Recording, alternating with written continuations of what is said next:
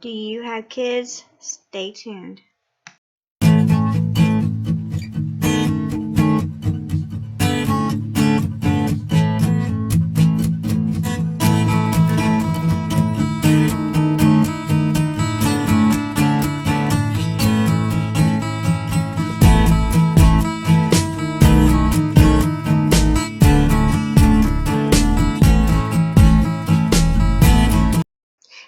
I want to talk about children, divorces, and having chronic illnesses during all of this, because, you know, everything's changing and some things aren't. And that's usually families and having someone in it with a chronic illness. I got married when I was 19, and I had my daughter just a couple months before my 20th birthday. And, you think you're happy, you think you're going to be together forever, and, some things happens, and it's hard to forgive after separating for almost a year and taking them back, and things just, you can't forgive. You try to forget, you can't forget, you can't, it's just, it's an impossible task. So when these things happen, you don't want to fight in front of your kids. You don't want anything happening in front of your kids, and sometimes it does. And the worst part about it is that your kids see it, they hear it, and they remember it. So anyway, I was in a very, very bad marriage, and I'm just gonna leave it at that. A very bad marriage. And so when we split up, we didn't get divorced for 3 years after we split up. Neither one of us was in a hurry. But anyway, when we split up, we had certain things that we wanted each other to do. One of those things was there is to be, for me, no men, and for him, no women that was to be brought around our children until after we'd been together maybe a month or two, and see if it was actually going to go anywhere. We didn't want any men or women around the children to confuse them and to be heartbroken.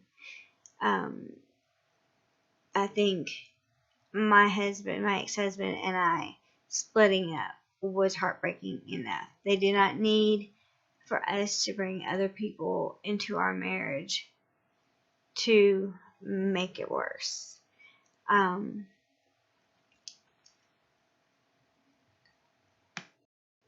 And even, you think you're going to be with somebody for a long time, and you soon figure out that you're not, and that hurts the kids. And my son had been wanting me to get remarried because he wanted to live with me when he turned 13. He was living with his dad, and I said, well, just come live with me. And he says, well, I don't want to come live with you until you get married. And I'm like, well, Jordan, I'm not getting remarried for no time soon, and I'm not going to settle with somebody, so you will come back home. It's not going to happen. And so he has always wanted a father figure, and my husband now is that father figure, and my son just absolutely loves him to death. I mean, he gives him the utmost respect. I have not seen him this happy in forever. And so we respected each other's wishes. We both sat down and were like, well, this is what I don't want this, I don't want that, and he agreed, and we agreed to terms. And So there was a lot of, dating, and all these things, and the kids didn't know about it. There was, I didn't like it when my ex-husband got remarried. We had just gotten divorced, and his wife now was pregnant, and they were getting married, and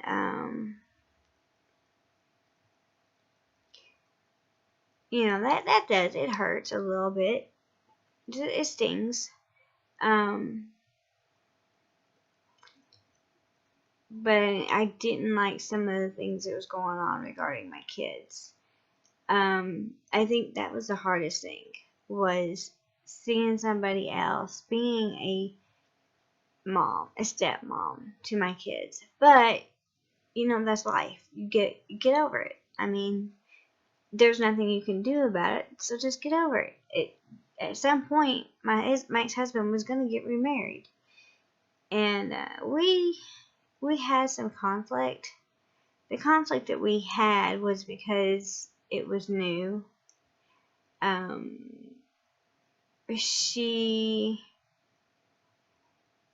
I think we were both envious of one another, even though I had a very bad marriage with him. I think I was envious of her because she had my now ex-husband, and but they were together while we were still married, and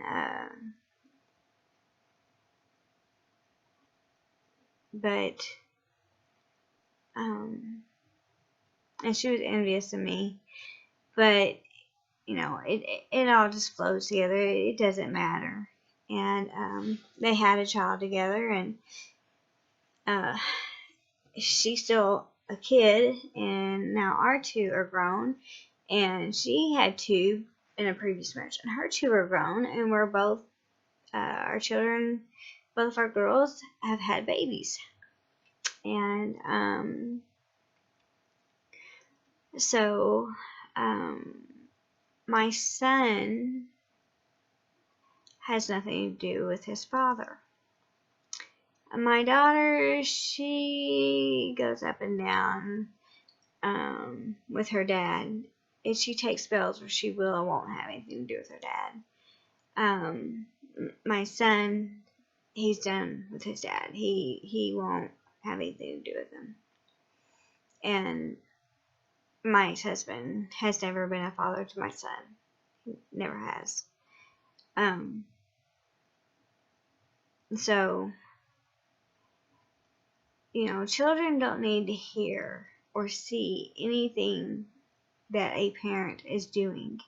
They don't need to be involved in an argument. They don't need to be involved in planning and plotting against their parent, whether it be the father planning and plotting or the mother planning and plotting.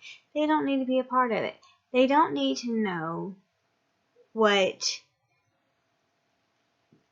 going on between the two parents. If I get off the phone and with, let's say, my ex-husband, and my kids are little or they're still young, and they don't need to know what it is that we were talking about, because for one, it's none of their business. Two, they don't need to be stressed out. They don't need to know about any of this because it's not their business. That is adult conversation to be kept between the two adults. And they don't need to be talked about. Somebody else has been brought into their life, regardless if they like it or not. And a parent has so much that they have there's a word I'm looking for, influence. They have a big influence in a child's life. And they keep on and keep on and keep on and keep on. That is what a child will believe. So, before anybody ever got a chance to know me, I was already made out to be that I didn't like anybody. And, so, it's not your place to tell anybody anything. And it's sad. It really is. And then, they still want money. Kids still want money. Exes still want money. And my husband is the sweetest, most lovable guy. He has bad days, and he has bad tempers, and it's upsetting. And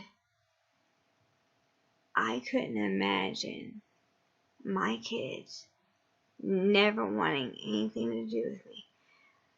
I just want to tear up even thinking about it.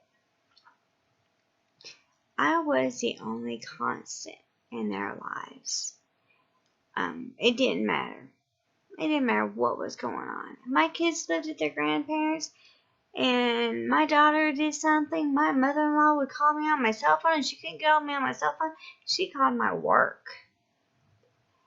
And I would call back, and I would talk to my daughter and ring her ass out. And I said, well, when I got from work, you better be waiting. We got to have a talk. And on my way home from work, put her on Bluetooth. We had a talk on the way home from work. People think that because you don't have your kid 24/7 that you are not a parent. And believe me, I was very, very much involved in my kids' lives. Trust me. And my kids didn't want me to call. They did not want me to have to rip their asses over the shit that they were doing. I do have some issues. I do have some things that it made it hard for me to keep a job. I have Crohn's disease, I had gastroparesis. At the time, I didn't know what was wrong with me. But I missed a lot of work. And it wasn't me that was causing it. It was my body making me sick. And, places don't like for you to be missing work. So, 2011 was from 2009 to 2011, that was the worst 2 years I have ever had. I kept thinking I had the flu, a really bad flu. No, it was a Crohn. It was flaring up really, really bad. And I learned it from that. Anyway, but it made it hard for me to keep a job. And I was working anything and everything I could to pay my own bills. So I couldn't keep my own kids. I needed either Tracy to take them or pay child support, or I needed my in-laws to help out. And they did. But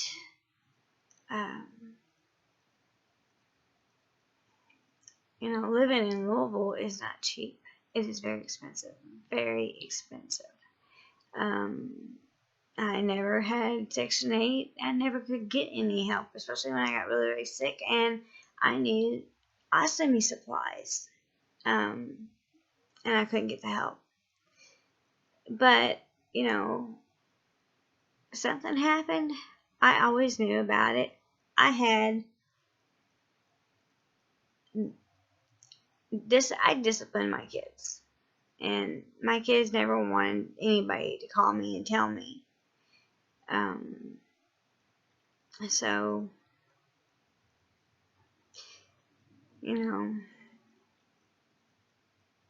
people are going to talk, say what they want. The one thing that my kids have never done, they have never stopped talking to me. They have never forgotten about me. My kids have had up and down relationship with their father. My son, Tracy, his dad, Tracy, both my kids have the same dad. His relationship with his father is over and done with. It's not going to be there. And if it does, it'll be there probably when Tracy is in his 80s, 70s, or 80s. To him, my husband now is pretty much his dad. And I always start tearing up whenever he starts to leave, and he's giving me a hug, and Ed's sitting down watching TV and in the reclining mode. Jordan will go to him and bend over and give him a big old hug. Bye. So, I don't talk about my ex to my kids. I'll ask them certain things, but I don't go into detail. But my kids don't stop. They, sometimes my birthdays, they'll put it on Facebook. Sometimes they'll call me. Sometimes they'll just text me. But they always are in contact. Even if they don't text me, they text Ed. And to me, that's fine. But they always contact me. Thanksgiving, Christmas, birthday, Mother's Day, all that. And they do that to my husband. They don't call just out of the blue because Christmas is here or their birthday's here. They call all through the year. And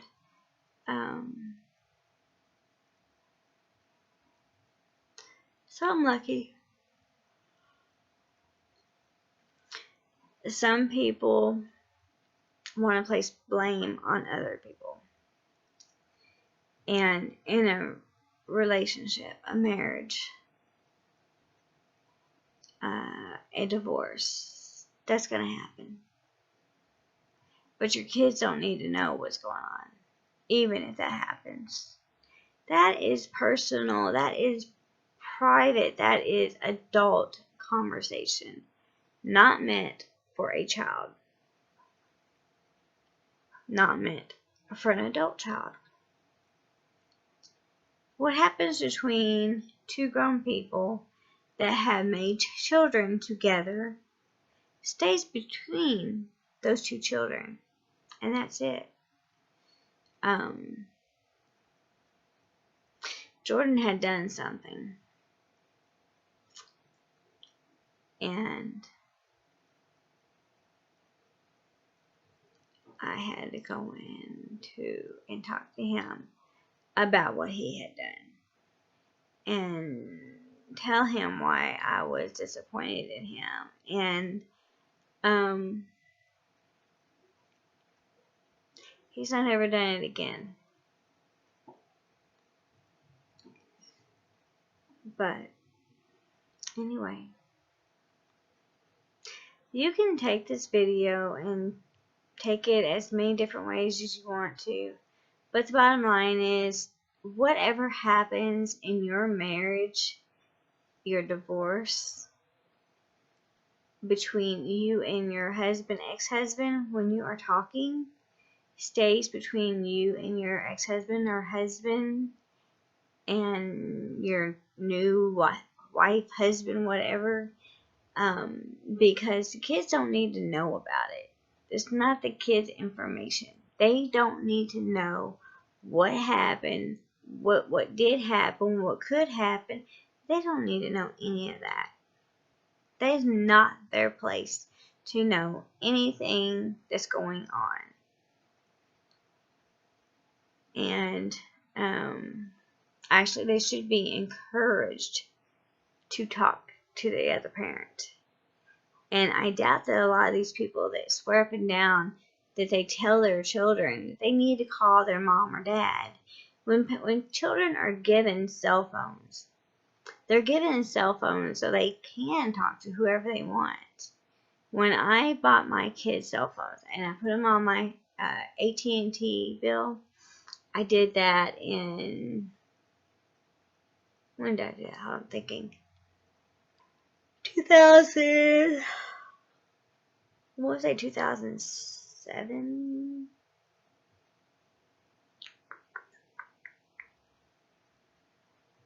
Yeah, that sounds about right. But 2007, Kylie was 13, Jordan was 10. And I had gotten into it with my ex-husband, and I went to mediation, and they said, well, they can't, if it's their house phone, they don't have to make them. So then I got both of my kids a cell phone, and so then they started taking my daughter's cell phone, and I took them back to court. And we had mediation again. And I said, well, first you said that they didn't have to let them talk to him because it was their home phone. I said, now they're taking my phone away from my daughter, and I paid for it. So, yeah, they didn't like that one. So, you just really need to watch what you say about the other spouse or the other parent, because it's not good on a child. Children don't need to know everything that goes on in anybody's life. It's just not right. And if you feel the urge that you need to talk to somebody, call a friend. Go see a psychologist. Your kids are not your friends. Your kids are not psychologists. Your kids are just that. They are kids. Let them grow up in peace without drama. And don't teach them your bad habits. And that is all I've got to say. So, you guys have a good day. Bye.